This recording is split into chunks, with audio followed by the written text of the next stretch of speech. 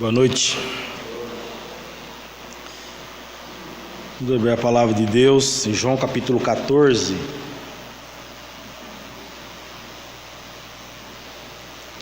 Evangelho de João, capítulo 14.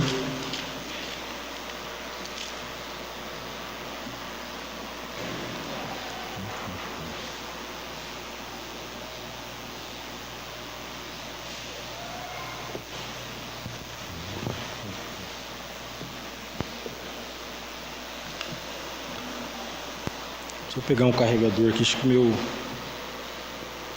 aparelho está meio descarregando, só um minuto.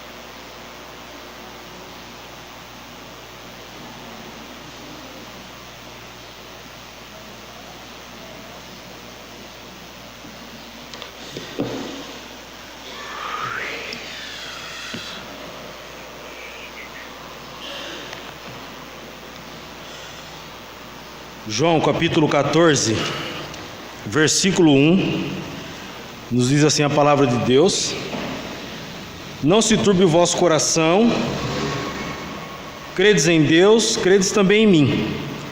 Na casa de meu pai há muitas moradas, se assim não for eu vou-lo teria dito, pois vou preparar-vos lugar. E quando eu for vos preparar lugar, voltarei e vos receberei para mim mesmo, para que onde eu estou, estejais vós também. E vós sabeis o caminho para onde eu vou. Disse-lhe Tomé: Senhor, não sabemos para onde vais, como saber o caminho? Respondeu-lhe Jesus: Eu sou o caminho, e a verdade e a vida, ninguém vem ao Pai senão por mim. Se vós me tivesses conhecido, conhecereis também a meu Pai. Desde agora o conheceis e o tendes visto. Replicou-lhe Filipe: Senhor, mostra-nos o Pai, isso nos basta. Disse-lhe Jesus: Filipe, há tanto tempo estou convosco e não me tens conhecido? Quem vê a mim vê ao Pai. Como dizes tu, mostra-nos o Pai? Não crês que eu estou no Pai e que o Pai está em mim? As palavras que eu vos digo, não as digo por mim mesmo, mas o Pai que permanece em mim faz as suas obras. Crede-me que estou no Pai e o Pai em mim. Crede ao menos por causa das mesmas obras. Em verdade vos digo que aquele que crê em mim fará também as obras que eu faço, e as outras maiores fará, porque eu vou para junto do Pai. E tudo quando pedirdes em meu nome, isso farei, a fim de que o Pai seja glorificado no Filho. Se me pedirdes alguma coisa em meu nome, eu farei. Se me amais, guardareis os meus mandamentos. Vamos orar. Querido Deus e Pai, nós agradecemos porque temos esse privilégio de estarmos aqui como primeira reunião, última reunião do ano, e não queremos encerrar as nossas reuniões sem mais uma porção da Tua santa e bendita palavra. Ela é o guia que nos orienta para que possamos enfrentar todas as dificuldades que a vida nos oferece. E Senhor, nós pedimos que o Senhor venha falar conosco através dela, que possamos entendê-la, e ajude-nos também para que possamos colocar em prática tudo aquilo que iremos aprender aqui nesta noite. Oramos assim agradecidos no nome de Jesus, amém. Jesus faz o seu discurso mais prolongado, e o lugar aqui é o cenáculo. E aquilo parece que se transforma como uma sala de aula.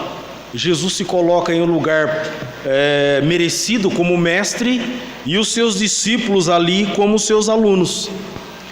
O intuito desse ajuntamento era preparar os seus discípulos com relação à sua ausência vindoura.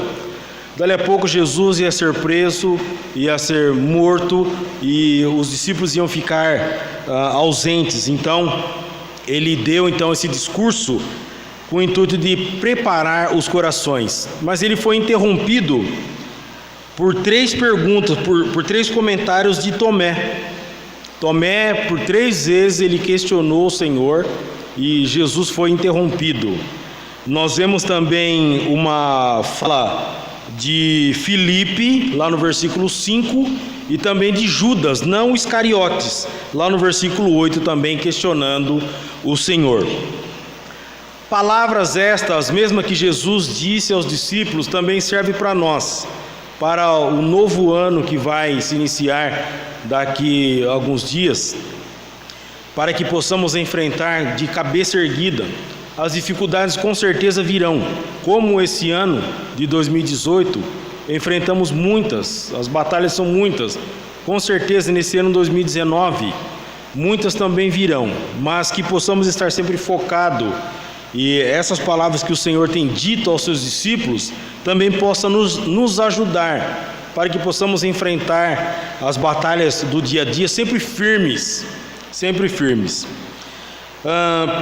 Provavelmente nessa altura aqui, com os discípulos, eles encontravam desanimados. Ao olharmos o capítulo anterior, nós lemos que eles não tinham entendido, provavelmente, a lição que Jesus tinha passado para eles, com relação a lavar os pés dos discípulos, né? Um período também em que eles estavam questionando dentre eles mesmos qual seria o maior no reino de Deus. Um período em que Pedro havia negado o próprio Senhor Jesus.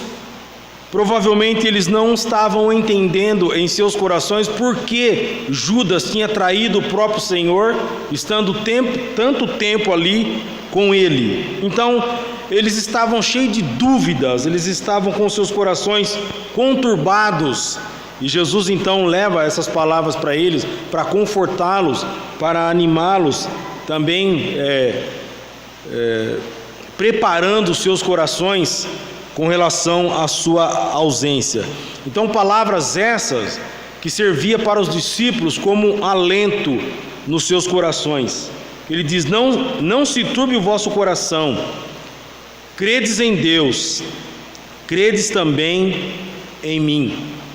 Jesus incentiva para que eles continuem crendo em Deus, mas também dizendo para eles que eles também deveriam crer no próprio Senhor, porque até então, pelas conversas, parece que eles não acreditaram tanto assim nas coisas que o Senhor havia falado, coisas que eles haviam visto diante do Senhor. As dificuldades da vida que enfrentamos muitas vezes nos leva também à falta de fé, nos leva a esfriamento, nos leva também a não crermos tanto naquele que está entre nós. 3 anos havia se passado e Jesus estava ali junto com os seus discípulos, ensinando para eles, mostrando para eles o plano de Deus. E até então, quando chega nessa altura, diante de tantos acontecimentos tristes que eles estavam passando anteriormente, e eles estavam com seus corações conturbados, eles estavam até mostrando até uma certa fraqueza espiritual. Isso pode muitas vezes acontecer conosco também. O Senhor Jesus dizendo: credes em Deus. Nós temos que continuar crendo em Deus, mas também temos que crer naquele que está entre nós, o próprio Senhor Jesus. Talvez a visão dos discípulos estava voltado mais a Deus Pai, né? E eles estavam esquecendo de quem era aquele que estava no meio deles. Quem era aquele? Por isso que Jesus estava dizendo: credes em Deus, mas credes também em mim. Então, logo após o Senhor Jesus mostrar isso para eles, com o intuito de confortar o coração deles, trazendo um alento nos seus corações, o Senhor então os leva a pensar no céu. Tudo isso que eles estavam enfrentando eram passageiros. O Senhor Jesus estava levando o seu coração ao céu, da mesma forma que Ele faz conosco também. As dificuldades que nós enfrentamos aqui, muitas vezes nós esquecemos que o céu está próximo. O céu está próximo. Por isso que Ele diz: na casa de meu Pai há muitas moradas. Se assim não for, eu vou-lhe teria dito, pois vou preparar-vos lugar. Na casa de meu Pai há muitas moradas. Essa palavra casa e também moradas, né? A casa, aqueles que gostam de grego, né? É uma palavra, oikia. Muitas moradas é uma outra palavra, moni. Então, como pode dentro de uma casa ter muitas moradas? Mostrando que de fato aonde o Senhor ia é o céu, e Ele subiu, e Ele está preparando o lugar para todos aqueles que creram nele. Isso para nós tem que servir de alento. As dificuldades são muitas, mas o céu está próximo. Jesus Cristo está às portas, e em breve Ele virá nos buscar. Em breve Ele vai nos tirar de todo o sofrimento que nós enfrentamos aqui nesta vida. O Senhor então Ele promete voltar outra vez. Observe lá no versículo 3.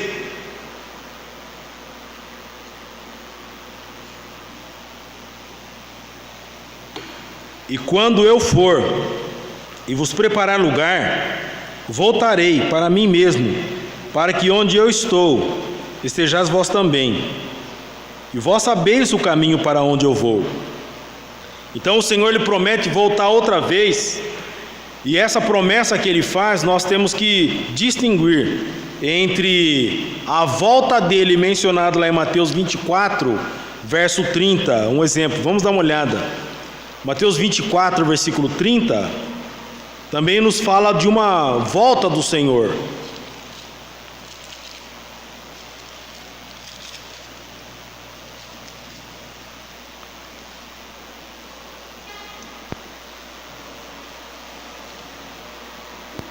Podemos começar lendo a partir do versículo 29, Mateus 24, 29. Logo em seguida, a tribulação daqueles dias, o sol escurecerá, a lua não dará a sua claridade, e as estrelas cairão do firmamento, e os poderes do céu serão abalados. Então aparecerá no céu o sinal do Filho do Homem.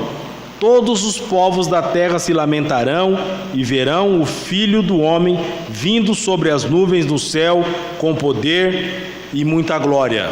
Veja bem, essa vinda do Senhor, mencionado aqui em Mateus 24, versículo 30, não está se referindo a essa promessa que o Senhor Jesus fez. Isso ainda é uma coisa muito além.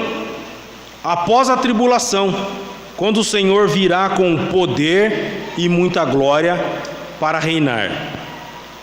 Mas quando o Senhor Jesus estava dizendo: e quando eu for e vos preparar lugar, voltarei, e vos receberei para mim mesmo, para que onde eu estou, sejais vós também. Ele está falando do arrebatamento, mencionado lá em 1 Tessalonicenses capítulo 4, que Paulo deu uma explanação sobre o arrebatamento, como será. Então essa promessa que o Senhor Jesus está fazendo aqui é com relação ao arrebatamento, diferente da de Mateus 24, que diz que quando o Senhor Jesus vai surgir e todo olho verá e as nações lamentarão. No arrebatamento somente os cristãos verão. Diz a Bíblia que num abrir e piscar de olhos nós estaremos junto do Senhor. Será muito rápido, muito rápido. E a Bíblia compara isso como um piscar de olhos, tão rápido. E quando a gente menos espera, estaremos junto do Senhor. O passado, o presente, talvez nos pareça sombrio, mas talvez muitas vezes desanimador. muitas vezes leva a nossa mente a ficar turbada e o nosso coração triste diante de tantos acontecimentos ruins que tivemos durante esse ano. Mas o que nos espera é a volta do Senhor, que é algo infinitamente melhor, superior a tudo aquilo que nós temos passado. Nós não vamos olhar para trás com tristeza, mas nós vamos estar felizes na casa do Pai. Essa é a promessa que Ele fez. E Jesus afirma dizendo: vós sabeis o caminho para onde eu vou. Sabe, quando Jesus estava dizendo isso, como os discípulos, eles se mostraram fracos, com falta de entendimento. Por 3 anos, o Senhor esteve ali com eles, e Jesus agora afirmando: vós sabeis o caminho para onde eu vou. E aí começa uma sessão de perguntas, em que eles estavam se mostrando não tanto conhecedores assim, ou falta de entendimento. Primeiro começa lá no versículo 5. Disse-lhe Tomé: Senhor, não sabemos para onde vais, como saber o caminho? Jesus tinha acabado de falar, dizendo: vocês sabem o caminho, vocês sabem para onde eu vou. E aí Tomé mostra aquela fraqueza ou falta de entendimento: Senhor, nós não sabemos o caminho. E é impressionante como sempre Tomé se mostra com falta de entendimento, não somente nessa passagem, mas se nós olharmos lá em capítulo 11 de João, verso 16, ele sugeriu que eles deveriam ir para Jerusalém junto com o Senhor para morrer com ele. Falta de entendimento. João 14, versículo 5, ele não entendeu o significado do caminho e começou a questionar o Senhor: Senhor, aonde que é o caminho? No capítulo 20, verso 25, ele não acreditou que os outros tinham visto o Senhor. Se eu não ver, se eu não colocar ali as minhas mãos, de modo algum eu vou acreditar. Já lá no capítulo 21, verso 2, ele não percebeu a necessidade de verdadeira consagração. Sabe, com uma falta de conhecimento assim, há de se esperar de uma pessoa não salva, ou talvez de um neófito, mas uma pessoa convertida e cujo já está há 3 anos com o Senhor, ouvindo os seus ensinamentos e fazer perguntas como essa,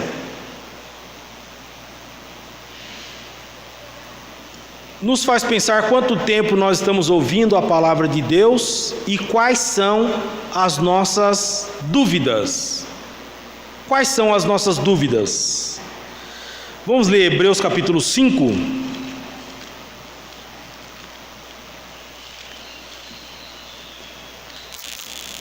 Hebreus capítulo 5,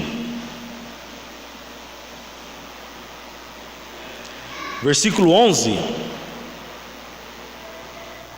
diz: a esse respeito, temos muitas coisas que dizer e difíceis de explicar, porquanto vos tendes tornado tardios em ouvir. Pois com efeito, quando deveis ser mestres, atendendo ao tempo decorrido, tendes novamente necessidade de que alguém vos ensine de novo quais são os princípios elementares dos oráculos de Deus. Assim vos tornastes como necessitados, não de leite, não de alimento sólido. Ora, todo aquele que se alimenta de leite é inexperiente na palavra da justiça, porque é criança. Mas o alimento sólido é para os adultos, para aqueles que pela prática têm suas faculdades exercitadas para discernir não somente o bem, mas também o mal. Então, quais são as nossas dúvidas com relação às coisas de Deus? Nós temos dúvidas em coisas profundas, correspondente à palavra de Deus, ou nós temos dúvidas ainda em coisas básicas com relação à fé cristã? a pergunta de Tomé mostra que ele tinha dúvida em coisas básicas da fé cristã, coisas que ele já tinha ouvido do próprio Senhor, mas parece que passou-se o tempo e ainda eles continuavam com as mesmas dúvidas. Será que nós somos assim? Quando muitas vezes temos a necessidade de alimento, não de alimento sólido, mas de leite. Sabemos disso e a própria palavra também afirma que o leite é para as crianças. Os adultos precisam de alimento sólido. Espiritualmente falando, nós não podemos ficar com dúvidas em coisas básicas. Mas conforme vai se passando o tempo, nós temos que nos aprofundar nas coisas de Deus. Não ficar sempre naquele beabá espiritual. Mas temos que crescer, e é isso que o Senhor espera de nós. E lamentavelmente o Senhor não viu isso nos seus discípulos, pelo menos a essa altura. Jesus então diz que Ele é o caminho. Eu sou o caminho, respondendo o questionamento de Tomé. Eu sou o caminho, a verdade e a vida. Ele disse: ninguém vem ao Pai senão por mim. Jesus, ele não está dizendo que ele é um dos caminhos que leva ao Pai, mas ele está dizendo que ele é o único caminho. Todos os outros caminhos que os homens inventam ou acham que podem levar a Deus, não os leva. Não, pelo contrário, leva-os à condenação eterna. Vamos olhar 1 Timóteo, capítulo 2.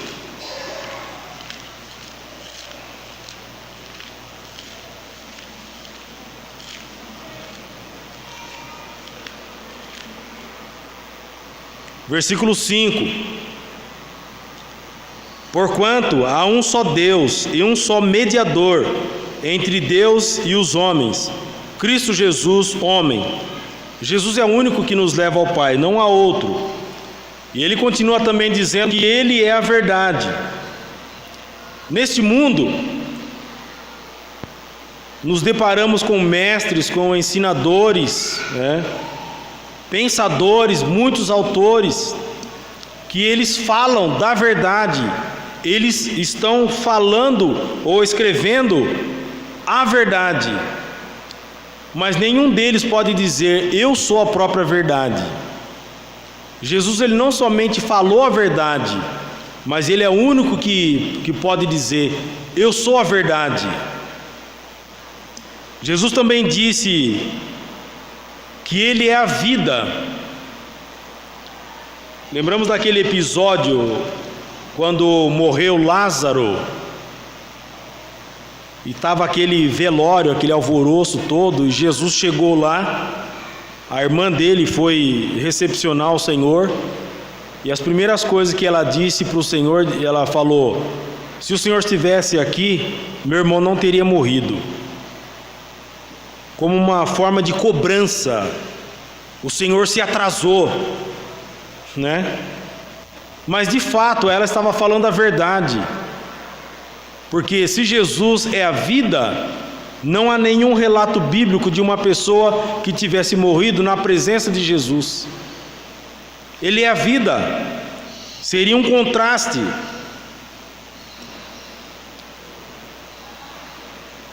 Ele disse: ninguém vem ao Pai senão por mim. Os homens ainda continuam com as suas ideias, com as suas crenças, com o intuito de poder aproximar-se de Deus, mas só Jesus pode dizer isso: ninguém vem ao Pai senão por mim. Só Ele pode nos levar ao Pai. Jesus então continua conversando com os discípulos, dando seus ensinamentos, e ele prossegue lá no versículo 7.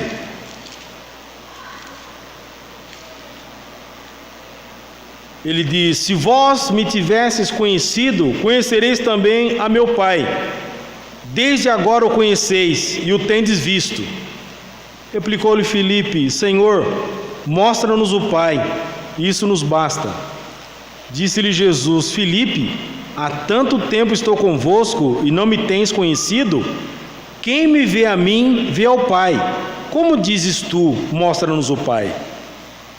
Não crês que eu estou no Pai e que o Pai está em mim? As palavras que eu vos digo, não as digo por mim mesmo, mas o Pai que permanece em mim faz as suas obras. Crede-me que estou no Pai e o Pai em mim. Crede ao menos por causa das mesmas obras. Mais uma vez, os discípulos mostrando ali uma falta de conhecimento agora na sua pessoa. Eles não tinham tanto conhecimento daquele que estava entre eles. E será que também muitas vezes essa não é a nossa dúvida? Será que nós também conhecemos com profundidade aquele que está entre nós? Ou muitas vezes ficamos duvidando? Então, Jesus mostrando para Filipe com a pergunta: Senhor, mostra-nos o Pai, e isso basta. Que pergunta estranha. Mostra-nos o Pai, isso basta. Jesus falou: gente, há tanto tempo que eu estou com vocês e vocês perguntam: mostra-nos o Pai, isso basta. Quem vê a mim, vê ao Pai. Isso provavelmente deve ter causado uma tristeza no coração do Senhor, porque há tanto tempo, há 3 anos, Ele trabalhando com aqueles discípulos, mostrando para eles, revelando o Pai. Eu e o Pai somos um. Quem vê a mim, vê ao Pai. E agora eles fazem essa pergunta: mostra-nos o Pai, isso basta. Jesus falou: há tanto tempo eu estive com vocês. Se vocês estão vendo a mim, vocês estão vendo também o Pai, porque eu e o Pai somos um. Precisamos conhecer o nosso Senhor com profundidade. Precisamos nos aproximar dele.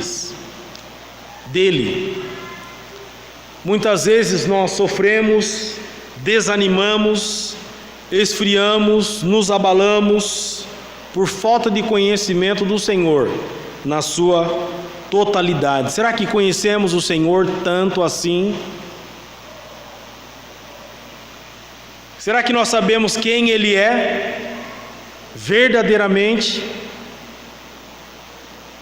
Ele é o Rei dos Reis, Ele é o Senhor dos Exércitos, a quem Deus tem dado todo o poder no céu e na terra. É esse Senhor, capaz de virar esse mundo e reverter qualquer situação, o Deus do impossível. Esse é o nosso Senhor. Será que nós conhecemos Ele dessa maneira? Será que essa é a forma que nós temos entendimento dEle? Nós temos que nos aproximar mais do Senhor e conhecê-lo ainda mais, porque muitas vezes nós temos dúvida, como os discípulos, em saber daquele que está entre nós. E muitas vezes somos levados a ter dúvidas na nossa vida. Será? Como eu ouvi questionamento durante este ano. Será? Será que vai dar certo? Será isso? Será aquilo? Será que o Senhor pode fazer isso? Ele pode fazer isso e muito mais. Nós que não conhecemos direito, nós que enxergamos o Senhor, ou vimos Ele como alguém não tão superior assim, Ele está entre nós e o seu poder é ilimitado. Ao mesmo que esteve com os discípulos, que fez tantos sinais, fez tantos milagres, e fez aqueles homens enxergar maravilhas em suas vidas, é o mesmo que está entre nós. Muitas vezes nós sofremos, por não conhecermos tanto assim o nosso Senhor. É preciso que nós nos aprofundemos mais, enxerguemos aquilo que Ele pode fazer.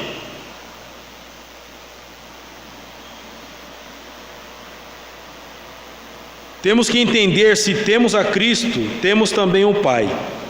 porque os dois, eles são um. Os dois são um.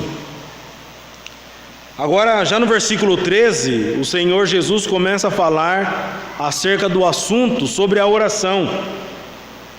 E tudo quanto pedirdes em meu nome, isso farei, a fim de que o Pai seja glorificado. Se me pedirdes alguma coisa em meu nome, eu farei.